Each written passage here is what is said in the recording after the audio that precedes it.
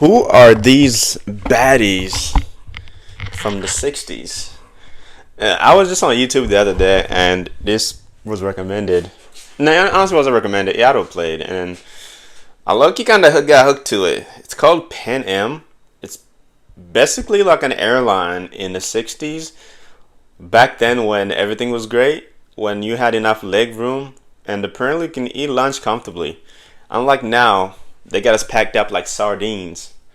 There wasn't come my attention because these girls are bad. They look real nice. I'm not gonna lie. One of them is this one right here. I think Carol is.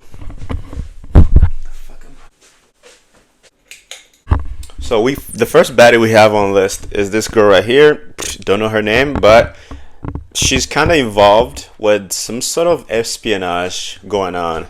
She's a little bit. She imagines herself to be smart, and she's being used by this guy. He's like a weird looking dude. So he's pretty much training her and preparing her for the real thing, and apparently they're doing like a rehearsal. And she's jealous of this girl right here, which all of the girls in the whole flight, the attendants, they're all very attractive, but for some reason they all believe that she's the most attractive, which she is, not gonna lie, but they're all attractive. So there's nobody in there looking like a modern person or modern girl that you typically see on IG saying that they are models. I think part of the appeal is the style, the manner, the way they spoke. It's very, very attractive. I don't have any other way to put it. And then you have this girl right here, the mistress. That's something that was very typical of the 50s and the 60s. And she's French, which is just a cherry on top. That behavior is highly encouraging in France. Infidelity in France is like a hamburger in America. Very common. The wife, and she's a bit, how can I explain her? She's like, she wasn't like in the scene a lot, but the time that she was in, she called this girl over for a talk. She was like, "Oh, flight attendants, can you come over?" Whatever, blah. And then she started like just talking. And then the flight attendants kind of like sensed something was off.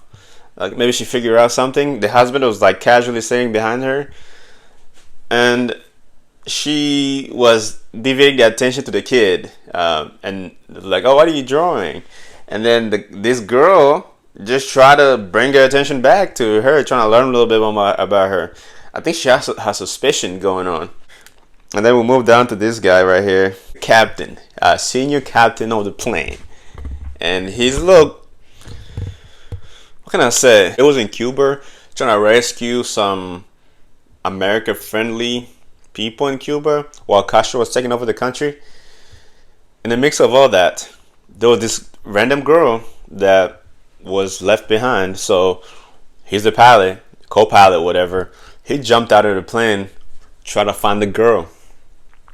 And I thought like, okay, this is kind of romantic. What's up? This what's up. So you're gonna try to go find the girl. Maybe he gonna need to catch an Uber, go downtown, yell her name or something. No, he literally stepped out the plane, ran out, and then she was already in a Jeep approaching. In his mind, he thought, "Oh, let me just ask her to marry me right here." What, bro? Like, what? Why would you think that was a good idea? Anyway. Bro, you have like hundreds of people on the plane, possibly. You have some enemy coming, and these people are trying to run to America, get the heck out of there, and you just take a second to ask a girl to marry you. She said no. She said she cannot say yes at that moment. That was the exact word. I cannot lie. All these girls they pick for this movie or for these TV shows, they are really, really good looking. Anyway. Yeah, so that's the movie right there in a nutshell. That's episode 1 that I've watched. I'm going to check out episode 2 and I'll let y'all know what I think.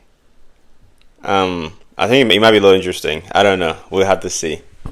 I will report when I see. And spoiler alert, I'm just pretty much spoiling everything. So if you haven't watched it, do not watch these videos.